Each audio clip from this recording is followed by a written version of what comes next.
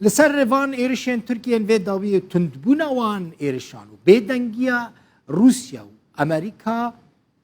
میداس عزیزی بردف که هفدیتنا اجتماعی دموکراتیک لسوریه لج آلمانیا ج باجار هانوفر لگلمنه که میداس خیراتی دنباش دست بکید خواستم بزنم سبب چیه یعنی چما ترکیه به تندبونه ایرشی روجاوای کردستان دکه هف پیمان کرد به طیبتی امریکی لهم بریوان ایرشان بدنگن ایرو من داخویانیه که فرمانداریا هزن هف پیمانی ناف دولتی خواند قد بحثا ایرشن ترکیه ناکه سبب چیه که اف بدنگی هایه دم باش کاک در بخوین اشتر و اجتماع شوانی هجار براستی ده وان ده روژه داوید ایریشن دوران آر گلک هیز بون و وک تیزانین روشا حریمی روشا وای کردستانی ده روشا که پر خطر در باست به پر آلوزیم پسین چیه بونه وک تیزانین ایرو برجواندین تیکل ده حریمی ده دنابرا دولت نبنتوی ده و دولت حریمی ده براستی دناب هفدود وقت تقاطعات چیه بونه بگمان هولدان امریکی هبون بریانها وقت تزانه سیناتوری امریکی گراهامر هولدان کرد ده بریوبریا امریکی رو کچاو کاربن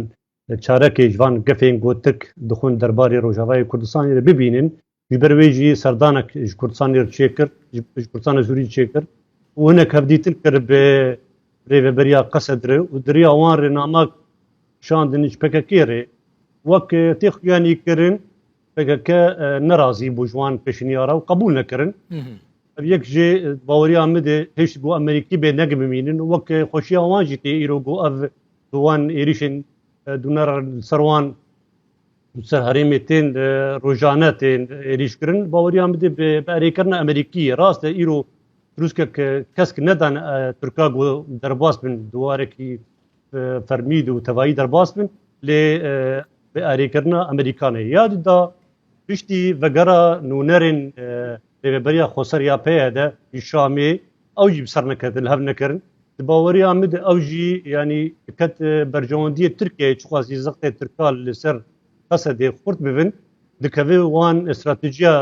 روسی کوچرو کار بین وان حریما وگرین حبیزا رژیمی كاك ميداسش تاكيدا مثلا يعني نها ديالوغا ريبابريا خسر حكومة سوريا هي تتبجي لهفناكن احتمالك هيكو دوان دمين بيشتا نيزك بونك دنابرا شامي وانقره دا تشي ببا لسر كردان مثلا لسر هناك خالان لهف بكن كاك تبخوين أزبقا باور ناكم إيرو وقت زاني يعني رجلاتا فريتي بالنفوذ أمريكي دي وأمريكي أز نباورم وبرو بحثاني في هرمي راستستي تركا بكي يان راستستي روسا بكي يان إيرانيا بكي باوري آمد أمريكي في هرمي درنا كفن أمريكي حياة نهاجي حياة كجان سينوري وهي بهلين بو ترك بيتر إيريش بكن أو سينور هين نخويا براستي چمكي أمريكي دخوازن دريا فان زغطاره لسر قصد دي بقي هناك أنجامه ودي باوريا مد أو بيشنياري جو جراهامر سيناتوري أمريكي كرجي قصد ديري أو بو نابرا كنت نابرا هالوسطى أمريكية نو ويا كرن جبرويجي أمريكي نشار ماني درباري في مسألة دي وبيدنجي أوان باوريا مد أريكرن لسر فان إيشي قوتي كرن جبرويجي براستي أو فيديو قون هاد دي رابورا ودهات فيديو قال لك خطر باوريا مد شدا خطره مثلا خطريا يعني اف إيريشا كوهسا ديل دجي تركي كري خطرها كاك ميداس باوريا خطرك مازال سر كردي سوريا وقت زانين يعني براستي دواري مربي هادو هيزا لمبري هادو بسكن هيزا تركيا وهيزا قصد تجي زانو اي زانم وتبع امزانن جو نهم نوك هفت يعني تركيا دولتك خورت دناتو دي امكانات ويبرن عسكري سياسي تكريوي هني ام وكرد چی ما هي ام خلق هري ضعيف د هري مدينه وكرد سوري تني دهرچا پرچاجي ام خلق هري قرسنج برويجي اب ايريش باوري امد تجاري غزمتا پرسكري كرد سوري ناكه پرسكري کا ما وكرد سوري دي و چار سر نبي بدواره كيلش كريده چار سريا و دوي چار سريا سياسي به وش برويجي از دبيجم گرك برز مظلوم عبدي دركه بيج اف فيديو چبو يان هاي ويجتن از حان هاجي براستي از بقمانم جو تشتكي نراست فيديو برجو نمنطق عقل قبول دكه يعني جو في شك جهلا مد كردي سوري دي هريمه مدركب لبري تركي دي راست تركي دولت دات كره تركي دولت الاحتلالي ام تبدي مساله زانه ونا باجي قنقشي يانجي شبوقه مفدود اتهام نكن ابا امجي خلاص بن ليه جواري دي عقلانيه دي دباوري امده اف انتحارك وروجين بي اگر فان سياسات اخو برادر مي بيدا في منطقه بريفن هريمه ما دروشك في خراب درباز دبي ممكنه مثلا باشه كاك ميداس نها ريل بيشيا كردان چیه كردين سوري كردي سوري چبكن لا عليكي تركيا ريشه دكن لا عليكي امريكا في بيمان وان نا باريزن لا عليدن مثلا سوري وان قبولناك وك كرد خازن يعني كرد بري خو بدن كدري چل بيشيا وانه دكارن چبكن برسا قال كي جرينك ما مستدل بخين براستي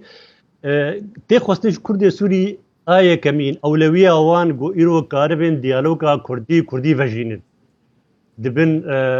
رعايتا أمريكي وبشجريا هريما كردستان عراقي هجر أب مثلا نرسري أو كادروين بيككي جاريمة مدر نكفن وديالوغا كردي ببيكاتين هريمة جيشين بي أزد بيجم هريما ما وجدس كردا دركفن خطرية كجدية تدبيني لسر روجا في كردستاني يعني او دستلاتارية كنا هيا اگر بفي او هي بردوام كاحتمالا نمينه از باور ما اگر فيرا جيفان سياسات بردوام بك تنمه جديد توري بري كردي نابينه